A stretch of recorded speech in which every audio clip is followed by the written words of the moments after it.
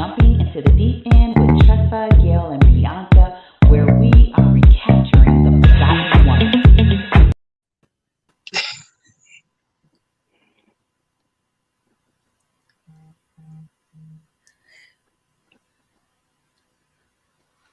All right. Hey, we must be live. I was trying We are live. Hey. Yes. Okay. Hello, everyone, and welcome. We did have some technical difficulty, but we're here. So I am Tresa, one of the hosts, and I'll let everybody introduce yourselves. I am Gale.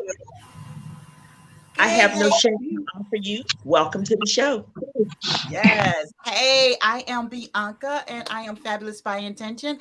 And again, welcome to the show. We are so geeked. Yes.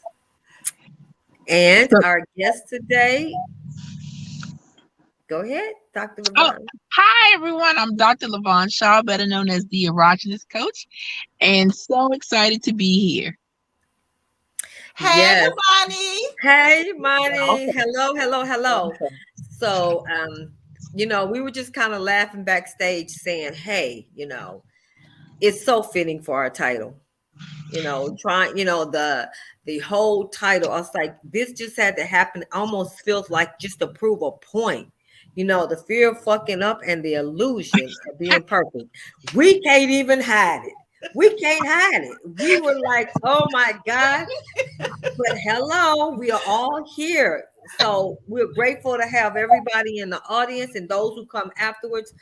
Thanks. So today, let's get started, ladies. Let's just have our couch talk, and because I do believe that conversations heal. Yes. And so I am here for all of us to just have those conversations. And I am so grateful that you showed up for episode 1. So yes. Welcome. Episode 1, yay! Yes. Our maiden voyage, our maiden flight. Yes. Right. This is so incredible. It is. And one of the things when we started off, I was going to try to figure out or ask everybody, let's talk about something that maybe where we started with this image of being perfect and those type of things. But I guess I don't really have to, because this right here, the way it just started, it just showed up for everybody the same way that, sometimes we could come in here and pretend like everything was good. We was, we was a little frustrated. At least I was a little frustrated a little bit, but we were able to laugh about it and talk about it. So yeah, this is kind of what life and stuff is made of. Yes. So go ahead.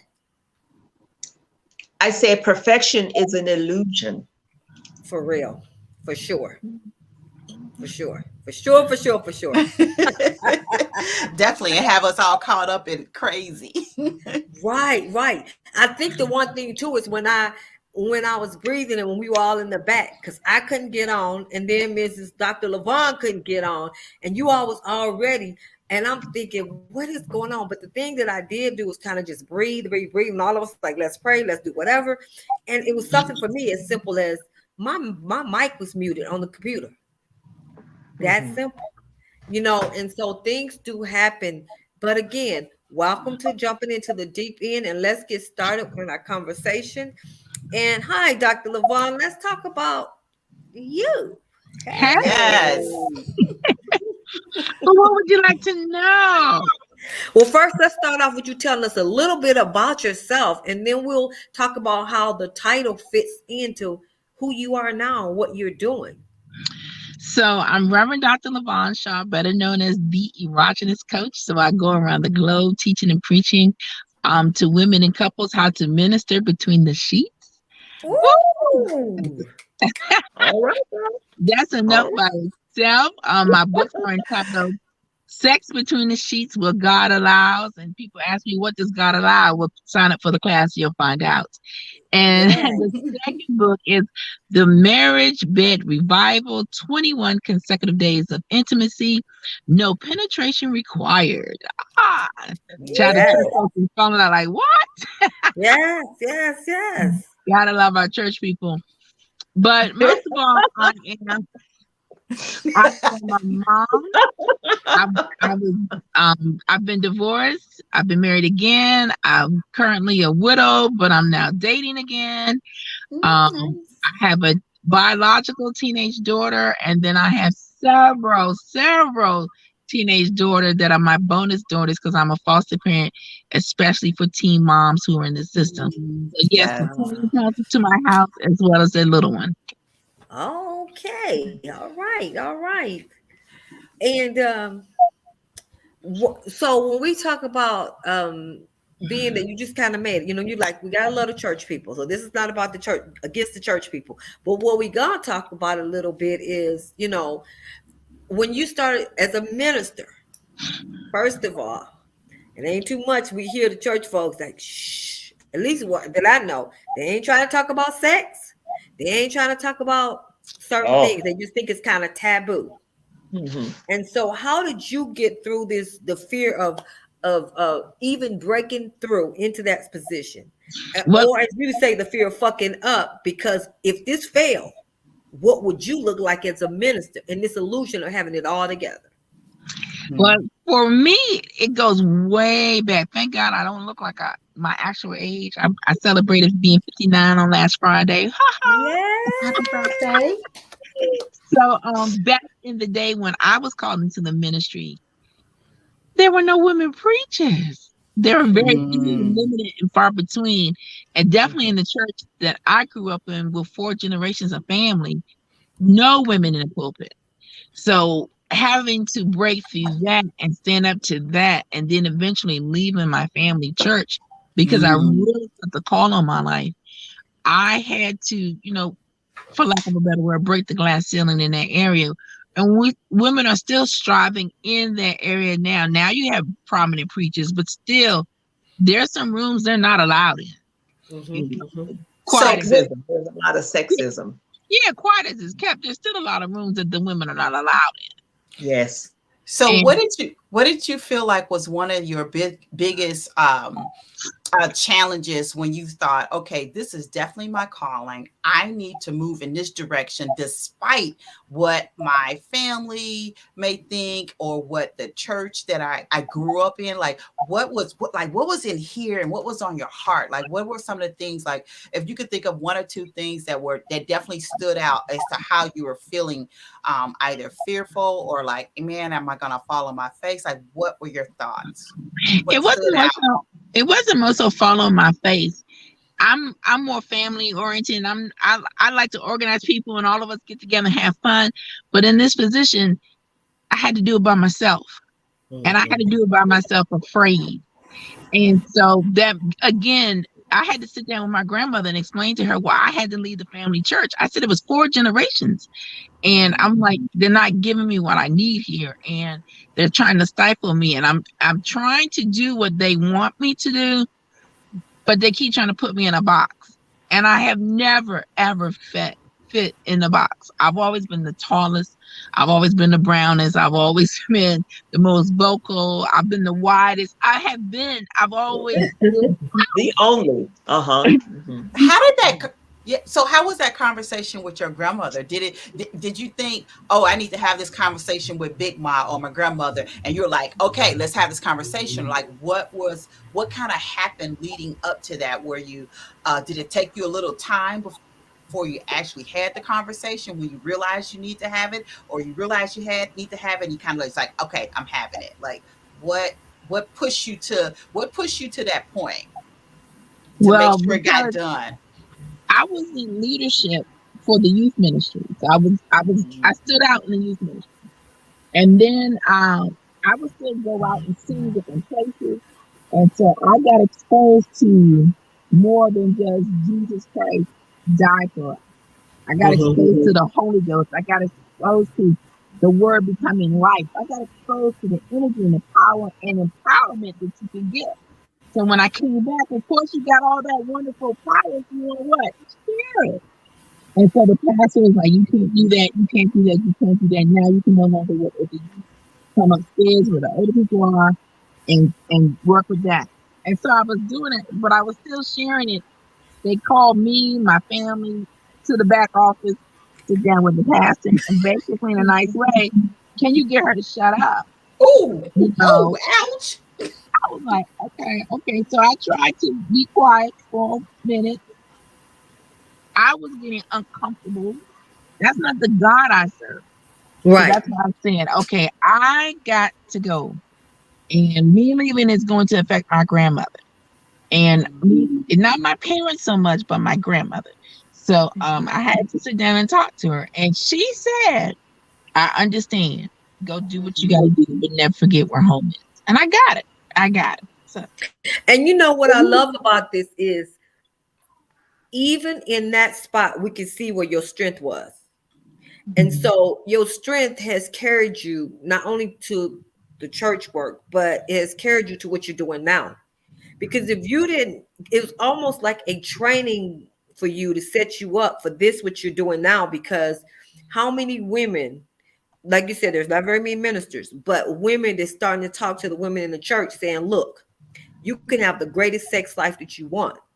You don't have to have, it doesn't have to be a certain way. And although the conversation this time is not really about that, the whole point is you took a stand where you didn't mind because you didn't know what it's going to look like. You didn't know how it's going to turn out.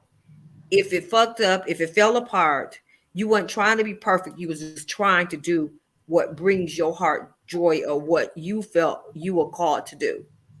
now I'll tell you this: when you invited me to this show and you told me what we had to talk about, and I was thinking about the things that have happened in my life, all of that helped prepare me for this, because I still get blackballed talking about sex.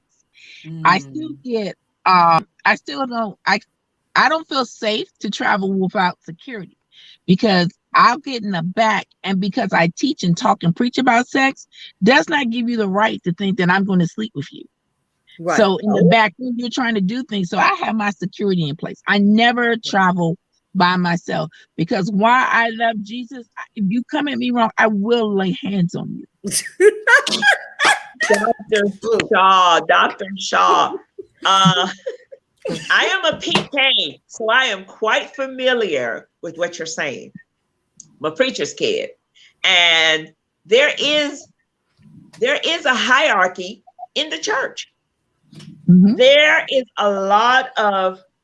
a lot of sex that goes on in the church that nobody even talks about. Now you can see it. You have to dodge.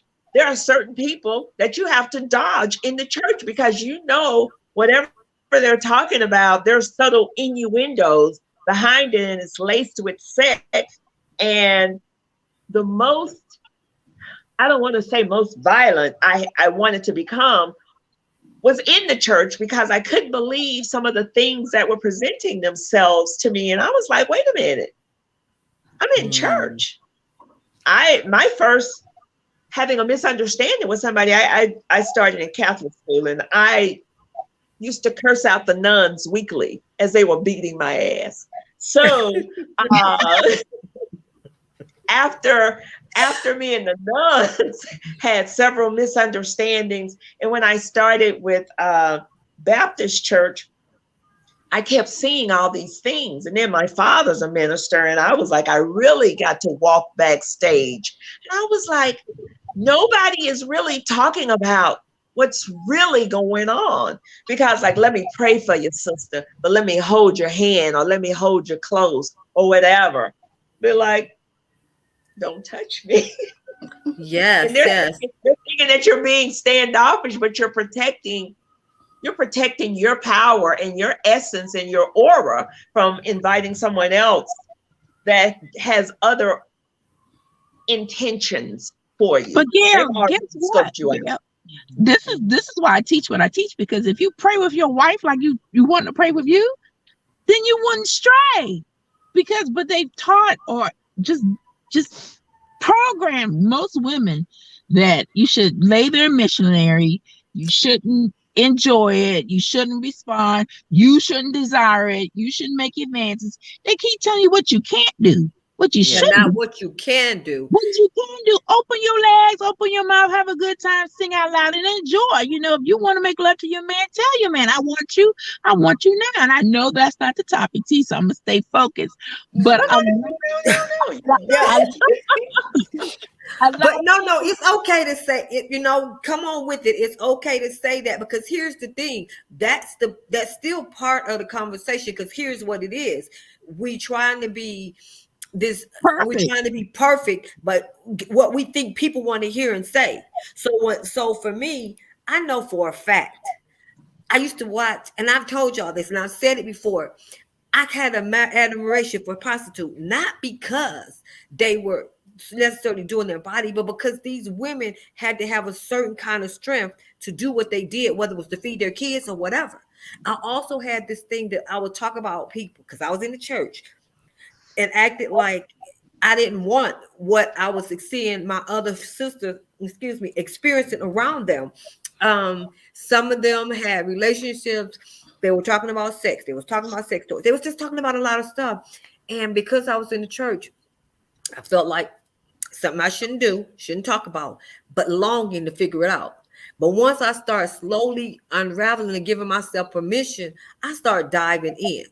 So even to becoming a person now that wants to be a sex coach or wants to do certain things. And I will say this too, Reverend Emelisa, and she can back me up. She has, it's probably been about 15, 20 years ago. And I used to tell her, I feel like I'm called to do the Lord's work or be a minister. But I never felt like I wanted to be a typical minister. Just didn't want to be a typical minister. Mm-hmm. And I remember not too long ago, she said, but you're doing what you was called to do because you're ministering. It's just another form of ministry. It's just what we're doing. We're bringing women into wholeness with sexual healing.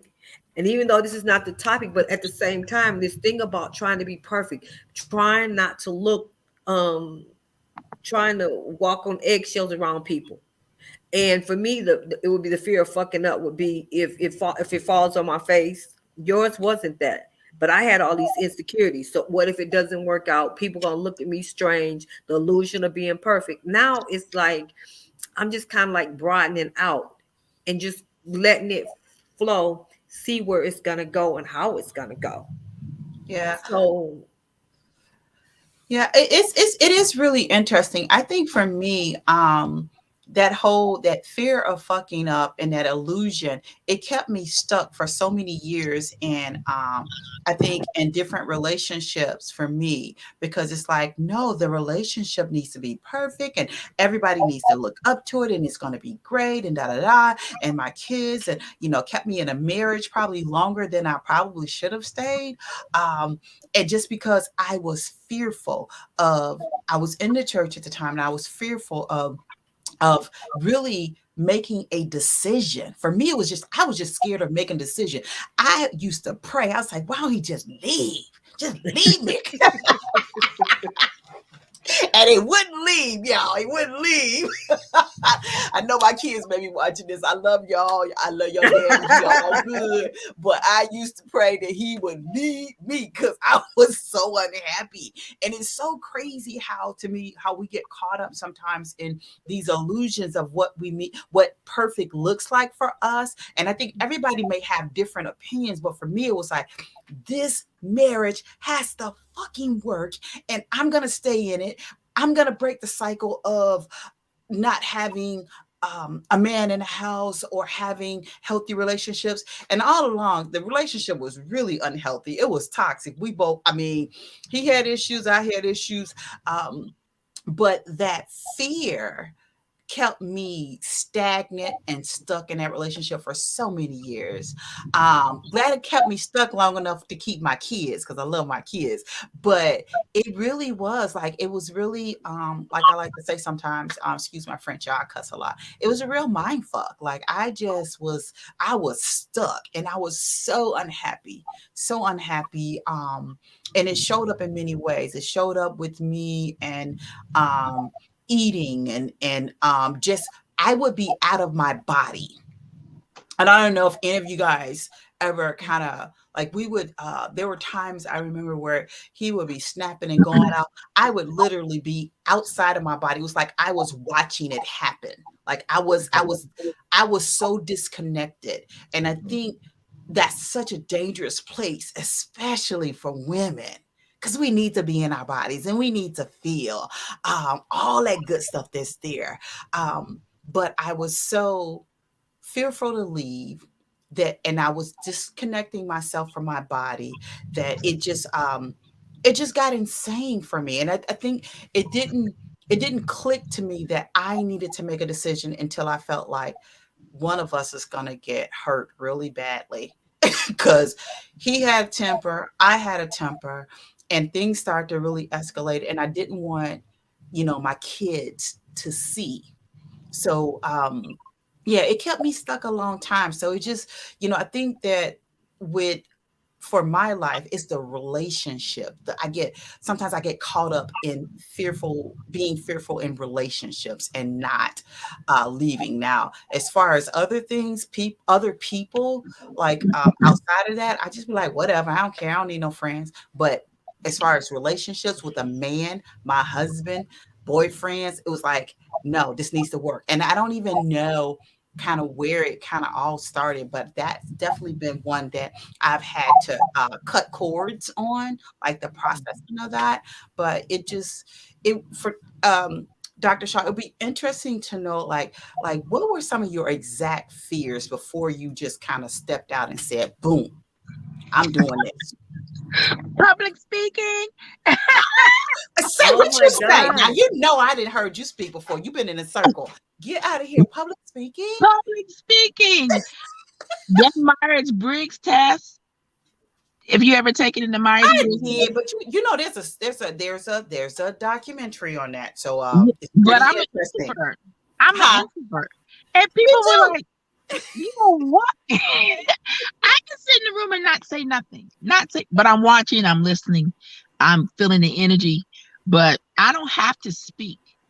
I have the worst anxiety that now I use it to my advantage. It's not as bad as it used to be. I used to lose my voice. I will break out in a sweat. I would have to go throw up. I might even have diarrhea. You can't have all that going on when you gotta go speak. You got your girdle just right. Your I call them Sophia and Loren, lifting nice and high in position. You're going in and get sick. All that is just dysfunction, and you gotta put it all back together, and then go remember what you wanted to say. Right. I had it real bad, but public speaking, and I laugh now when I just really started looking at my videos from years back. I would do it. I didn't want to see it. I didn't want to hear my voice. I thought that's just me, because I'm still kind of like that. I didn't want to hear my voice. Now check this out. I get asked to do ASMRs all the time. People love my voice. Wow. It's amazing, because if I had gone into my fears, I wouldn't be sitting here with you. Mm-hmm. Had I gone into my fears, public speaking and talking about sex, do you know how hard it is to get up in the church and talk about fellatio and cunnilingus? Not with the saints, girl. Not with the saints. But if the saints knew what fellatio and cunnilingus was, you wouldn't be dipping and slipping and cheating.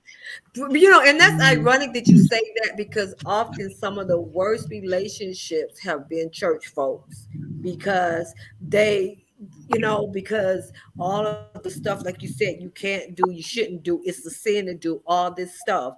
When sex heals, when the energy and the vibration of sex is really a healing energy, when it's it's just like, oh my God, that's why people call God, oh my God, this type of thing. It's like, woo, Lord. So yes. I want to ask, so Bianca, you kind of talked about it a little bit. I want to ask Gale, because I'll talk about mine last, but what is some of your fears or things of illusions or things that you did to try to be perfect, and you just realized it was falling apart all around you, and you just and you weren't happy trying to do it? with my, my husband and I'm married to now. We've been married for 36 years, but with my ex-husband, it was very challenging. I was young. I didn't have a lot of experience. I had people constantly slaying me with the Bible. Even though the marriage was not perfect, they kept trying to throw words of wisdom of the Bible on me to make me stay, because I left the marriage. I was the one who paid for the divorce and everything. I was like, you know what, God? Because they kept telling me I'm breaking a vow to the Lord when I was married before.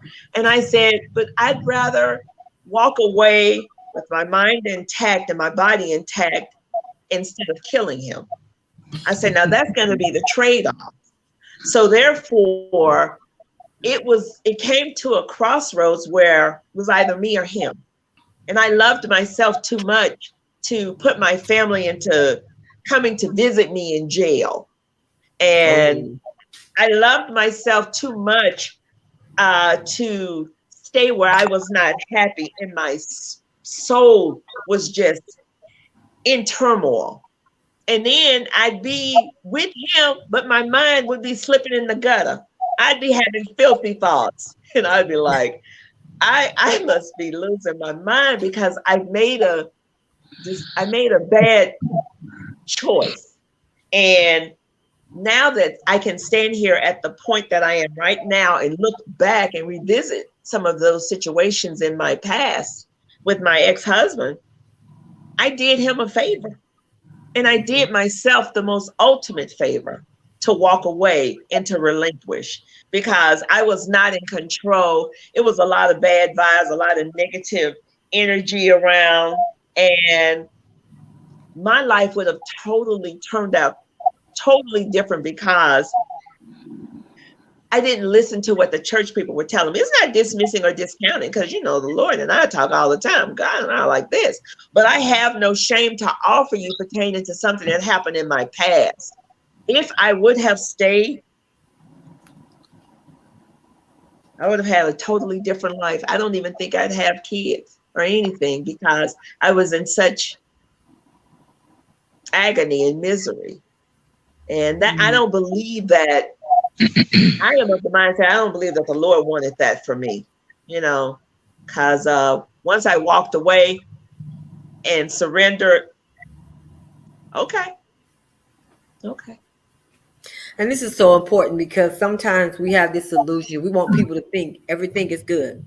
Everything is good at their job. Everything is good in the relationships. Yeah. Everything. So,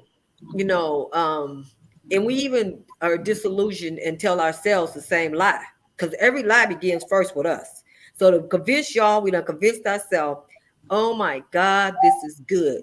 I'm in a relationship, but you're really in a relationship with yourself. You ain't even, the man don't even consider you in a relationship with him, and you go for years and years. And that was some of my story.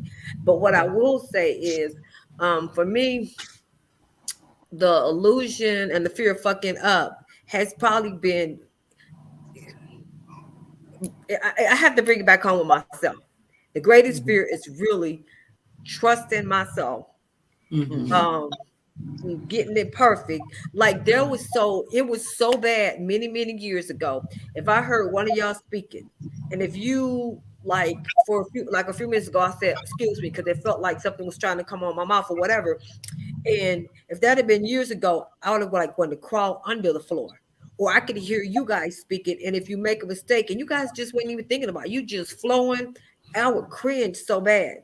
So this idea of being, and I'm aware of where it's coming from. That's why I've been able to work with it. But this idea of being perfect, everything you gotta be perfect. You can't, give this impression that something is wrong, that you need help or whatever. And so for me, the breaking of this cycle has really been about understanding that it's okay to not be perfect. Everything ain't got to look the same, the way. And also finding what I am, who I am, and what I love. Because I'm like Dr. Lavonne, moving in this direction. Who the hell would have ever thought? Now, I won't say I was a prude, but I would say I had all these ideas of what you should not do, and all this whole stuff. And so whether it came from the church, whether it came from society's cultural norms, whether it came from our grandmothers, our mothers who only taught us what they knew, wherever it came from, we had to, we came into agreement with it, or we decided we weren't going to agree with it, and we decided we was going to make a change. But there's often this fear that if I make this change, if it don't work, I'm gonna look bad. People will tell you, "I told you so." Oh yes, that part. Why That you, part. um, or I think even today, as I move more into what I'm called to do and what I love to do, sometimes I think, damn, do I know enough? Like, there's other people been there. There's Miss Lavonne there. There's my mentors doing this and this and this and this. And, and it's like, do I know enough? People might know more than me. But the thing about it is, it's not like there can be so many pieces to everything. And you might only be in this small part. And if you do your part, they do their part, they do their part, the whole of it comes together. And so, this illusion of being perfect often comes because of comparison. Because if we weren't comparing ourselves, we don't even know. So if you have y'all ever heard of people, kids grow up and say, I didn't know I was poor? Because everybody in the neighborhood was poor. Yes. So we had all this love. You didn't know you was poor until you went on to the other side of the street and you see all those people, you're like, oh my God. So I think comparison keeps us stuck in this illusion of being perfect and not wanting to fuck up. But if you got a family who voices everything and who's out there versus somebody who tries to live in a perfectionist space, you'll see the difference. You'll definitely see the difference. I remember used to wanting to be like different people, just different people. I just was never satisfied with myself. And what I really learned was it wasn't the people I wanted to be so much like. It was that there was certain characteristics about each one of these people that I wanted. But what I also started to understand is I couldn't name it if it wasn't in me when I saw it in them. And that's what made me. So the thing is developing the characteristics. So like when I met Dr. Shaw, we were at okay, help me remember. Florida. We're in Florida. Vicky's, in Florida. We We were was in at Florida. Dr. Vicky's what was it? The wealth conference or something?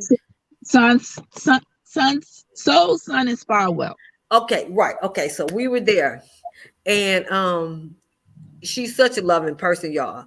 So I mean, when I say y'all don't know how much I've come out, because I would have stood back, been afraid, but I just approach people now and just start talking. And so to hear her and become more comfortable, the more comfortable I become in myself, I feel less intimidated by her. Let's work together. Let's love with each other. Let's figure things out. And so these are some of the things that happen when we're not comfortable in ourselves and we're, as feeling like we got to be perfect. Because somewhere along the line, we're missing something. But when we stop feeling like that, it's more or less because we're getting more in touch with ourselves. So, Dr. Shaw, I think mine, and if any of y'all have questions, ask her. I think my next question, though, would be, in this time and in this space, the work that you do you find yourself constantly having to remind yourself? Because it's probably not just church people, though. Sometimes it might not just be church people, it's just people all around who think all y'all want to do is talk about sex. Now, for me, my thing is not really about, it is about sex, but for me, at this moment right here, it's about pleasure. And pleasure comes in sex, but it comes in so many ways. So I sometimes call myself the pleasure coach because what I want women to know, everybody, pleasure is a space that we all should live in. Everything we do, from that juicy peach running juice down our mouth to our own hand against our skin, anything and everything should bring us pleasure or we shouldn't do it.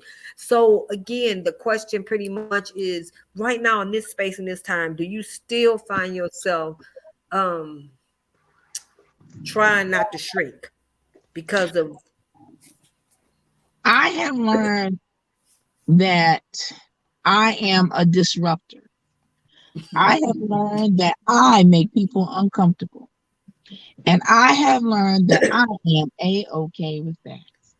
And again, it's how I was raised. My mom, I love my mommy. My mom was a size 36, 24, 36. Okay. All her life. I think she just gained weight maybe 5 years ago when she went from a 12 to a 14. Hello. My shape was round. I was perfectly round. My highest weight was 511 pounds. Okay. But at 511 pounds, I still wore stilettos. I still pulled guys. I still went on dates. I still had fun. And my mom couldn't comprehend that men were still interested in me, even Come though I on through. Keep talking. Tell us about that. Yes, because come on through. Tell us about that. She used to say things to me, and I realized as I got older, she didn't mean it. It was what she knew. So she said, "You're pretty from the neck up. You know, you have a very pretty face." And for a long time, I had to get that stuff out of my head and realize that all of me is beautiful. I ain't never had a problem getting a man. Never. So whether I was 5'11" or I was 202, I never had a problem. Matter of fact, before I had sciatica during the pandemic, I was dating somebody who was 28 years old. Whoa. One of my girlfriends came up to me. She said, "You dating somebody's son?" I said, "Honey, you married to somebody's son. It's okay." You know. So hello. So I don't want to interrupt you, but I do want to stop just really quick to make a real point. When all of this stuff, so you talked about a different form of perfection, body perfection. Yes. And you have small, slim women that just don't know themselves and whatever, and still have a lot of self-shame, self-hate. My oldest son dated a young lady. She's about 5, less than 5, maybe 4'9". She was round and just dark skin or whatever years ago. And they were together for maybe 5 years. She became one of my best friends for a long, long time because she too could pull men and everything. It was this inside thing. She didn't have this thing about, I gotta look a certain way. I gotta, and that kind of thing. And so keep talking, because I really want women to hear this. And also our perfection in ways that we show up and say, yours was relationships, Bianca, or Gale's was staying with the man because church folks said you should. And then yours was Lavonne, about neck up, all that foolishness, all of these things that that keep us in an illusion of being perfect when we so messed up inside because we trying to hold on to somebody else's vision for us, or the vision that we have, we think it's us because we didn't agree with that. So keep talking. So your mom didn't understand. Well, it was just how she was raised, because I'm thinking that because I'm not 36, 24, 36, I wasn't the brick house, as the Commodore say, that I wasn't perfect. But I'm still able to do what you do. And I'm happy doing what I do. And you ain't even happy. So it's who you know and how you know. But once I came into realization, now, yes, I had the gastric bypass. Yes, I lost 259 pounds, but I did that so that I could be around to see my daughter grow up. I did that for me. Now, I'm still not 36, 24, 36, but honey, I ain't got to have to put on a girdle. I put on a girdle because I want to, not because I have to, when I want to. So, but I still enjoy myself. I still love myself. I teach you that when you were talking earlier, when you start experiencing orgasms and releasing the serotonin and the oxytocin, because I'll say oxycontin in a minute, but oxytocin, and you start releasing those things, you also, that will equal you releasing more not erogenous, the hormones, the female hormones. Tell me what they are. Estrogen. Estrogen. estrogen, which will help your femininity. And the more you do that, the more you experience that, the more estrogen you release. And when that estrogen starts to build up, honey, you walk with so much confidence and things are tingling and just zinging. But like you said earlier, because I talk and teach about sex, people laugh at me because I can hear sex in anything. Like Yes. somebody was talking, I was working on a project and one of the people who helped me do the Gail research. knows. Mhm. Gail cracking And up they because she gave, looked. no, they gave me the synonyms for juicy. I was like, Yes. what's another word for juicy? And they were just saying succulent and this, that, and the third. And I was like, ooh, succulent. They were like, why you gotta make everything so sexual? I said, what is not sexual about succulent? You know, Yes. it's how you see it. If you were more succulent, you might not be wound so tight. You know, and so For it's how real, for real. you, I believe that. it's how you see stuff, how you enjoy stuff. I'm telling you, a lot of women who are bitter, bitter, ask them about their sex life. They ain't had sex in years. They haven't had orgasm in years. That's because they hadn't released the endorphins to erase the bitterness. That's why I laugh, Yes. because there are a lot of people I would like to walk up and give them a dildo. Here, go in there for about 2 hours. You know, And I have to say this when you talked about, and so you're 59, I'm 60. So if I just refuse anymore to let my dreams die inside of me, because I amen. feel like they've died. I won't say they've died. I feel like I've held on and deferred them for so long. And I listened to you talk about this 28-year-old guy. So I think Yeah, I was in my mid 30s. And this guy, but I wouldn't talk to him because he's a couple years older than my oldest son, about 1 or 2 years. And and I felt like, okay, you just kind of still too young.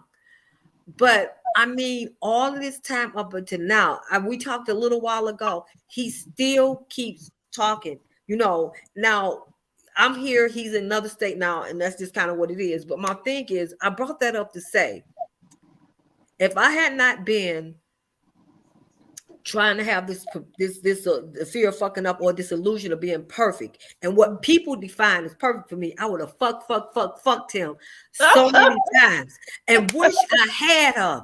And sometimes I miss the things, just not about sex, but things in general that I held back from because I had this illusion of being perfect. Now, being perfect, some of this stuff is, I'm talking about within even just myself. Trust me, you can't mess up. You got to look right. You got to get this right. You can't, what if that goes sour?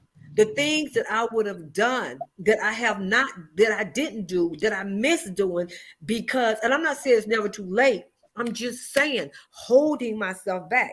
That's still kind of, Bianca, you said relationships for you. Yes. Mine is more myself. I still find myself in certain areas like, fuck it. And that's one of the reasons I talk about authenticity with women. Like I think the thing that we're called to teach is the thing we most need to learn. And so for me, talking about spreading my wings and talking to women about authenticity, I'm still grasping what that truly means to live in my body in that experience. Everything should be lived out in the body and in that experience, truly experiencing authenticity and pleasure. So I've held myself back on so many ways. And I don't know about y'all, because I want y'all to speak up about this. What I noticed a couple years ago when I wrote my book, Falling Naked, almost 60-year journey to self-acceptance. The year before that, I was invited to a poetry group. And that's when all of a sudden I began to write poetry. And I had one guy, I used to call him my Facebook husband. Girl, he was like a lot of years younger than me. And and I've had guys trying to talk to me, and then we would just go back and forth.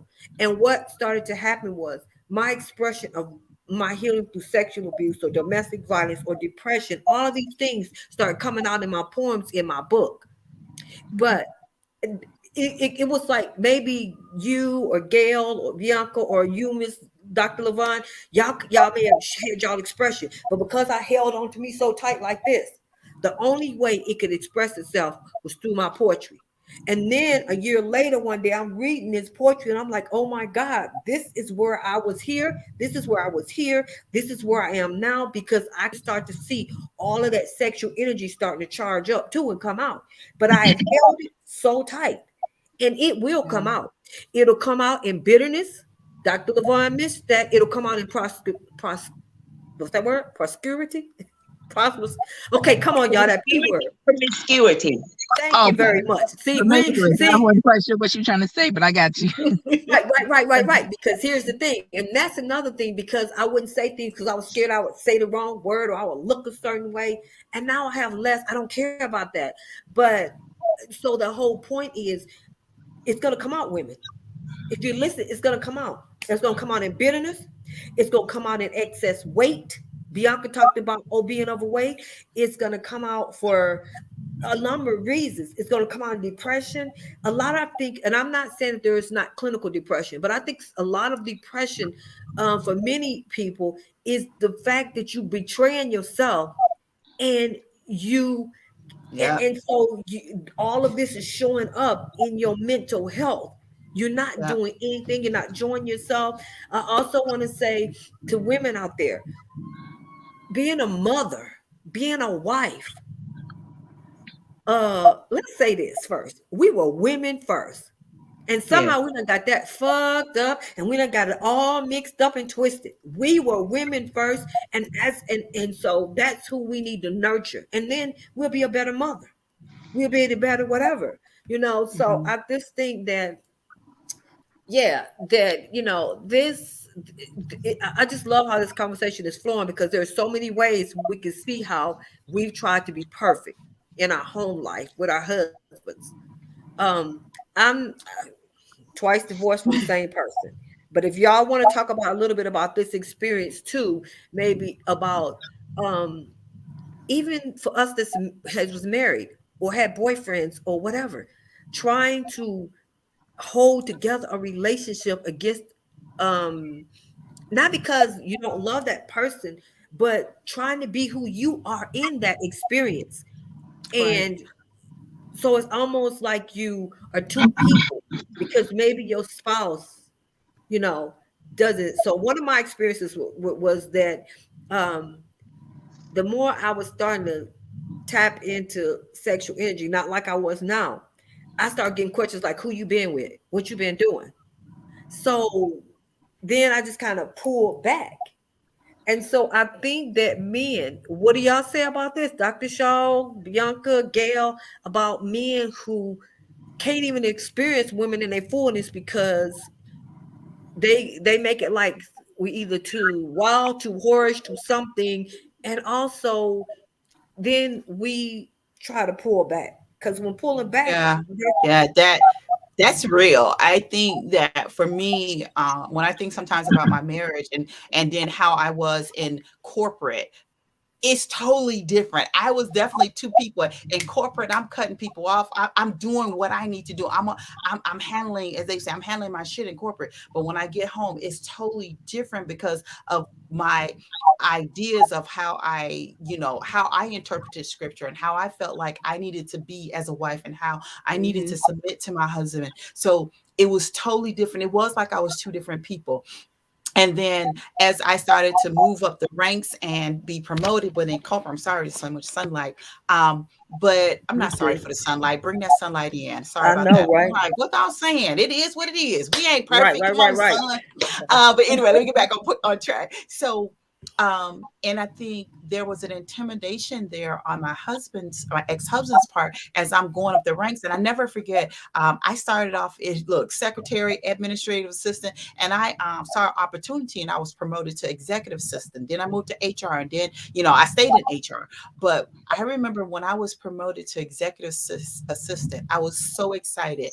And my ex-husband said to me, I was like, I can't believe this. Like, basically, who you sleeping with? How you get that job? And I'm like, can I not be great? Can I not be fucking great?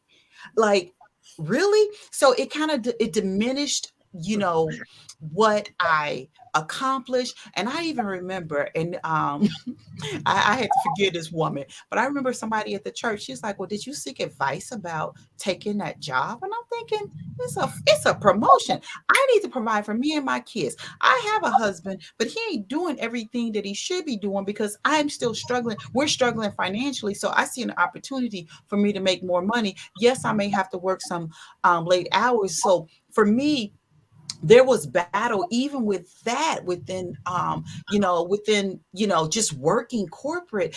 I'm getting the kind of the nonsense from my ex-husband, getting some nonsense from folks at church, like I needed to stay at a certain level so everybody else could be okay, when it's like, no, that ain't what what was meant to do. And I think about that, if I had not taken that executive assistant role, I probably would not have shifted to HR. And I love HR. Although people drive me crazy sometimes. I love people, but being an HR professional, it brings its ups and downs. But I think I would have not had that opportunity, and I would not have been able to take care of my family the way I've been able to. So it's there's so many levels of sometimes the fear and this illusion of what the perfect wife looks like, or what the perfect mom looks like. I made a lot of mistakes.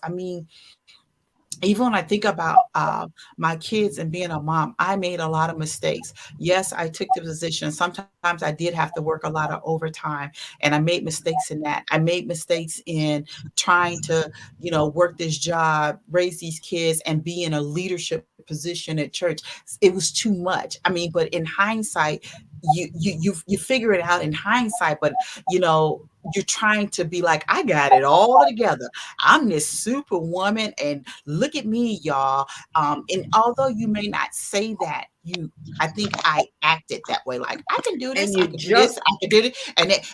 And it wears you down and now it's so interesting. Somebody said that to me recently, say, "Oh, you're a superwoman." And I snapped. I said, I am not a superwoman. No, I do not own that. I am just a woman. I am a woman.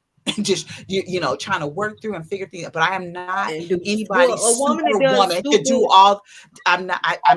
Well, I'm not claiming it in the sense of what's been kind of like perpetuated in the Black culture, that Black women are to do all these things, and it's just like you're to carry all these loads on you. No, I'm not claiming that. I'm not accepting that. I'm gonna release some shit. I'm gonna throw it back. I'm gonna kick it over to the corner. I have to have my boundaries. I think that's when I think about the fear of fucking up and the illusion of being perfect, what has helped me come out of that mindset is really having boundaries with people with work, family, friends. It's just I'm like, no, I'll do this much, but I need to push back a little bit. I need to take care of Bianca. So it's there's a lot on this topic, but no, thank you. I love the fact that you're doing superwoman things, but you're not a superwoman. Those superwomen are usually juggling thousands of balls, and any little thing is gonna tip over, and everything is gonna fall out. So that we've been, like you said, programmed to think that that's cool. And the whole time we carrying all this stuff, bent over, broken down, back hurting, and we're not loving ourselves. Right. And there's definitely no pleasure in that. There is no pleasure in that. So, Miss Gale, do you have any words that you want to, maybe ask as we start to wind down the show, or leave our listeners, or ask Lavonne? Well, I was sitting here listening to all of you all's conversation. I enjoyed it, but it reminded me of a phrase that I had coined, and I called it the peacock illusion. Because when you see a beautiful peacock, they are spectacular when you're looking at them from the front. They make sure that they put on a spectacular show, and they make sure that they are showstoppers, and they just stand there and they want you to just be in awe of them. But if you ever take the opportunity to walk behind the peacock, There's a horror story that's going on behind them, like feathers that are missing, bruises, hair that's falling out. They can't sleep, they can't rest because they're always on display because they have a fear of fucking up and not capturing that mate or companion to walk with them. And we have to get out of that because I don't want you to see everything that goes on with me, but the things that I do allow you to see, know that there is a trade-off for whatever it is you think you see in me, even if you are unknowingly, subconsciously competing. And we as women have to stop this competition with us because I have no desire to compete with anybody. It takes all I can to just be Gale. I don't have the opportunity or the luxury to sit there and worry about what you have, what you got, what you have that I want. I don't want your shit. I got my own stuff I have to deal with. And if I drop any of my balls that I have to keep up in the air on a regular basis, because I have to keep them in rotation. If I drop any of those balls, and you all know what I mean, if I drop any of those balls, all hell is going to break loose. And yes, Dr. Shaw, I hear sex in everything. I love sex. And if by chance I ever meet somebody who tells me all you want to do is talk about sex, well, baby, you're not having it done to you right then. If you don't, I know that's right. Or you don't entertain it, if by chance you need, because I told a couple of my family members, they made me so mad one day, I told them they needed to go get fucked because I couldn't believe how they were so stressed and how they were so intense and stressed out. And I was like, well, when was the last time, because I'm like the doctor of the family, when was the last time you had a really good orgasm or, you've enjoyed yourself? Because I had the conversation last night with some friends and several of my family members say, oh, I don't think about that. I focus on the Lord. And I said, well, that's beautiful. That's beautiful. But listen, God made sex. There's nothing for you to be ashamed of. I have no shame to offer you. Why are you telling me that because I can talk to you freely? My mind is not always in the gutter, even though it is sometimes. Yes. But the fact of the matter is we all have that fear of fucking up. That peacock illusion is real. So we have to be true to ourselves and the things that we bring to the relationships and the trade-off that we have to exercise. And even if because you said you are a disruptor, Dr. Shaw, I am rebellious. I am very rebellious. I've been doing a great job of calming that aspect of myself down, but make no mistake, it's still there. So I am just so thrilled that I'm not the only one who is afraid of what we don't even know. We don't even know the fear that we carry with us. And when people offer those negative little comments to you, even though that's exactly where they are, and that's what they're thinking, I'd be like, you, even in church. I heard that. You know what? They wanted to lay hands on me sometimes because I was so rebellious. I was like, no, baby, God's got this. Don't touch me. I don't need your energy. I'm good. Yeah. And Gale, when Dr. Shaw said she's a disruptor, you said you're rebellious. You're rebellious. I never really thought too much about it, but one of my mentors, I love her dearly, and she loved me. I don't feel like she tolerated me. I feel like she loves me, and she's loved me, and she still loves me. And her name was Dr. Finch, and Dr. Finch said, she told me one time, she said, you always do things that is a shock factor. So yeah. I think, and I never saw myself like that, but like a shock factor. Because she said you will say things and just maybe to get a reaction, but I don't really be saying it to get a reaction. But I'm starting to find out the more I tap into the fire that's in me, the more. Because when I was a little girl, I was feisty and I don't know what. And I look back at her and I was like, this little girl, she took care of me the best she could until she just couldn't do it no more. I'm talking about the inner child. But I look back and I remember having my children, and because there was so much trauma in me, I would just be finding myself hollering and screaming at my children. The first 3 that I had at that time, they were like 1 and 2, well, 2 1-year-olds and a 2-year-old. And because that was I said to myself, I need to shut down. And when I shut down my emotions, and for years, it was my emotions that really saved me. I just needed to figure out how to use them, but because I didn't know how. So as that fire is coming back, because I feel like I would have not tolerated half as much shit had I not disconnected from myself. And so even to be to have this relationship now with myself is pulling all of this stuff back. So to come back to my point is, I'm probably always been one that had a shock factor, but as I get to know myself, that fire spark pops off, and it's just who I am. It's just who I've been. Well, with that said, ladies, we're coming to the end of our show.